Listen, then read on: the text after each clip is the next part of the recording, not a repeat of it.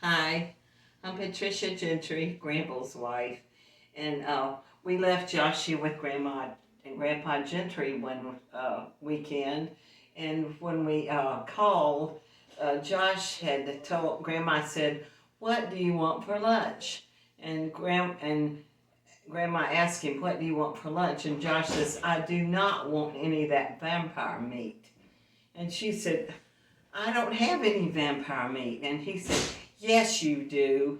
And she said, "Well, where is it?" And he goes over to this cabinet over here and opens it up right here and opens it up. He said, "There it is." It was a can of deviled ham. And he told her he did not want to eat that. So that was a funny story about Josh and Grandma and Grandpa Gentry.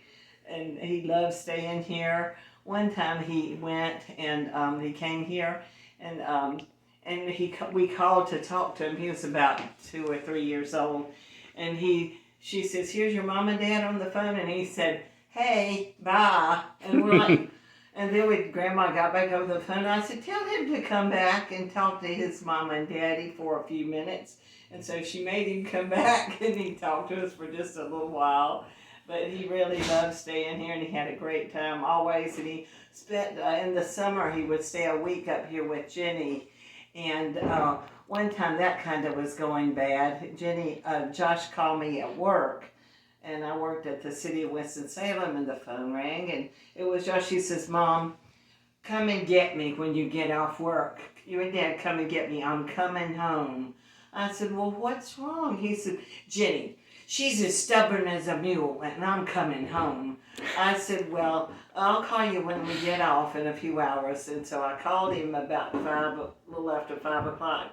And I said, "Well, do you still want to come?" He said, "No, I guess I'll stay." So he ended up staying the whole week.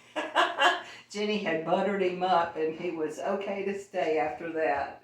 So that's just a few stories we had, and we always had fun at Christmas, Thanksgiving. We had big Easter egg hunt here every year, and it was so much fun. We started putting coins in the Easter eggs. They were little plastic Easter eggs, and the kids had such a good time. And so we tried not to put candy because we thought it would melt. So anyway, we all always had a good time. We played a lot of games. Triominoes was one, and we would play Scrabble, and we would play. Let's see, what game, Seth? What was that game we played about? Oh, Mrs. Mrs. Mingle. Mingle, yeah. Mrs. Mingle, you can't show your teeth when you're talking. And Amy, she could not do it. She would get to laughing, and if you laugh, you're out of the game. So she didn't make it very far, and neither did I. Well, anybody that went after Granville and Mike staring at each other. Yeah, that's right. They were good at it. They could do it really good. And Seth was good at it. And Thad was good at it. Jenny was good at it. Amy, not too good. Josh was pretty good at it. I was not good at it. Me and Amy, I think, were the worst one because we got. Elaine was pretty good at it, I think. Weren't you good at it? Good what? Mrs. Mingle. Oh yeah, but Mike would break everything. Mike could do it. Yeah, he would pull his pants up, blow his stomach out, and he just kind of hunched down, and everybody just had to crack up. Mike was the best. He was great to play games with. He was so much fun. He would also keep teenage Jennifer in line that way. We had to cut a load of wood every week in the winter back when we heated with wood all the time. And we would let the kids go skiing, usually with their season pass. But we would wear plaid shirts and jeans and whatever, and be kind of dirty by the time we load up a load of wood. So Mike always threatened Jennifer that if she didn't do whatever, that he would come pick her up that way, and he would hunch down and pull his pants up to here, talk with a southern slang, and so that was a good threat. yeah, that was a good one. While we're We in had a here, lot of fun here. yeah. While we're in here, you were saying earlier that they had moved the early kitchen over to here and he reused the same wood. Now, can you show us? We never used the early kitchen. It actually had a metal in the fireplace to swing pots, so it was like an 1858 fireplace kitchen, so we never used it. Daddy built this before we moved in. We stayed at the other house while he built this part on. As I said, it was a double front porch and it was rotted, so he tore everything away and started from scratch. So he put the flooring down, and these boards were from the other kitchen that he put around. He bought new windows, and he bought the wood for up here. This is not forest pine, but he shellacked it and helped make it the same way. And so Mom had a round table made. Not immediately. We had a rectangle table that Grandpa Gentry made, and Grandpa's taking that table. It was just a plain table, and that's what we had for the first few years. And in here on this floor, it was just a subfloor, and as I said, the foundation was rocks. So Daddy put this oak floor in, but he didn't put it in until he lived here about 2 or 3 years. He had to do things as long as he could afford it. So in the wintertime, when the wind would blow, we had an old piece of linoleum from somewhere that was a used old piece, and it didn't cover the whole floor because this floor is a big floor. So when the wind would blow, the linoleum would raise from the floor, and little Grandpa and me sitting on the floor would be there with the linoleum moving with the wind. So we were very grateful when Daddy got that oak floor in. But anyway, Mom got these lights from the beginning. I always thought they were really cute. And she had a man make a round table for her. It was maple, and Aunt Em had a table made at the same time. Hers was walnut. And so we had the big round table with the Lazy Susan. She grew up with the Lazy Susan that Grandpa Verlin made, and he used a Model A axle for his, and the Susan on it was like 5 feet across, and so it was heavy duty. It had big legs on it, and Mama said that they always had more there. There were 10 kids, but as the older ones got married, the spouse lived with them at Grandpa Holder's for a while until they could get enough money to move somewhere else, except for Avery and Fosie, because they moved in with Avery's mother. So they always lived with Avery's mother. But Granny Tucker also lived there. That was her home, and so her other children, Leela, Watt, and Annie, all of them and Bertie, I said Annie, I meant Bertie. Annie was Bertie's daughter. Anyway, they would all come to visit at Grandpa Holder's. So not only did he have to feed his 10 kids, but he had to also feed all of Granny Tucker's relatives that would come, not just for a little while, but to stay for a few weeks at a time. And Aunt Leela would stay for weeks at a time, and Granny Nan would come and stay for weeks at a time because Willis had died, so she would come with her feather bed and pot and stay for 2 or 3 months at a time. So he was always feeding a lot, and sometimes in the summer they kept some of Ida Snow's children. Ida's husband, she was his 4th wife, and he had 27 kids in all, and Ida had 16 of them and raised 18, and so some of those cousins would come help sometimes in the summer with farm work, and so he also had them to feed. So there was a bunch around Grandpa's table. Mama wanted a Lazy Susan like that.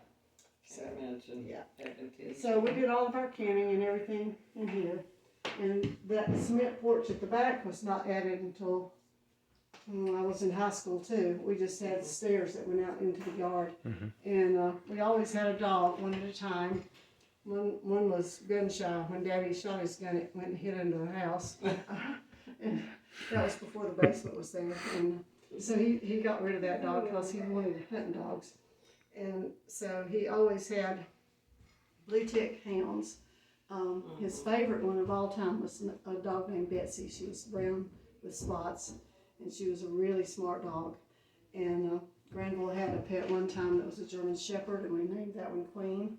And he really loved Queen. Queen loved to play with us. And we had one collie type earlier named Buster. And Grandpa Gentry, who lived about a mile or 2 miles that way, had a black and white dog named Nebo. Nebo loved all of us grandkids and loved to be petted, and so he would beg to be petted by sitting and raising his paw and just looking cute until you couldn't resist going to pet him. And he would hold his paw like for ages until you would actually go pet him. So he was a lot of fun. And I had the cats. They were outside cats. Mama didn't want animals in the house. And so they were all outside. One time, I had a cat and I knew she was expecting and she got run over and I knew she just had her babies. So I went to the barn loft, which is where the cat usually had them because she would go behind bales of hay in a nice soft place. And so I had learned to meow like a cat and mew like a kitten. So I went up there making cat noises till they started crying back out to me and I found them behind a bale of hay. And they didn't have their eyes open. They were really little. And so I brought them to the house and there were 2 little male kittens. They were black and white. They were really cute. And Mama said, they're going to die. And I said, no, I want to try to save them. And she said, well, all right. So we got a box and I put a scrap of cloth in there. And I had a little baby bottle about that big. And I could squeeze it because it had a hole in it and get a little bit of milk in it. So I would bottle feed those little kittens. And every day when I would come home from school, the cow's milk made them kind of loose. So Mama would get me new boxes, and so every day I had to give them a bath and a new box. But pretty soon they got over it, and their eyes opened, and those were the cleanest, gentlest cats you have ever seen because they didn't have another cat to pattern after. They just had me. So they were male cats. All they would do is sit around and lick their fur and be clean. So they were kind of fun. My grandma had a horse, Dolly. Dolly. Mm-hmm. And Dolly was a little bit darker than a Palomino, and she had white tail and mane. Daddy was always a little afraid of horses, and he never would let me ride Dolly by myself. He was around her. He would lead her around.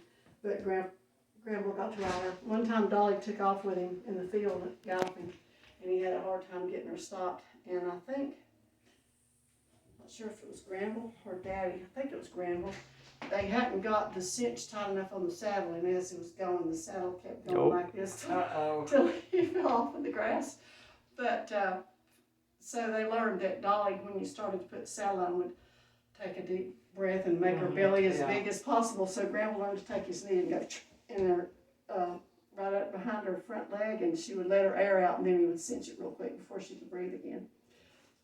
And he went on a scout trip with her for a week, and boy, when she got back from walking from that scout camp out, she was really tired.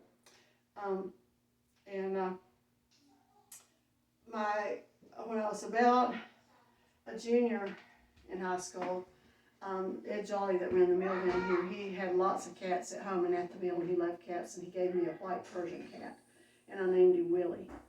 And Mama would let me bring Willie inside to pet once in a while. Didn't live in the house, but I could bring Willie in and pet him. And he loved paper bags. If you had a big grocery paper bag open, he would go in and lay down in it, and you could touch the side, and he would try to get whatever it was. And about that time, Chef Boyardee came out with bake your own pizza at home mixes. So one day, Willie was in the house with me, and I had the door shut so he couldn't be anywhere but the kitchen.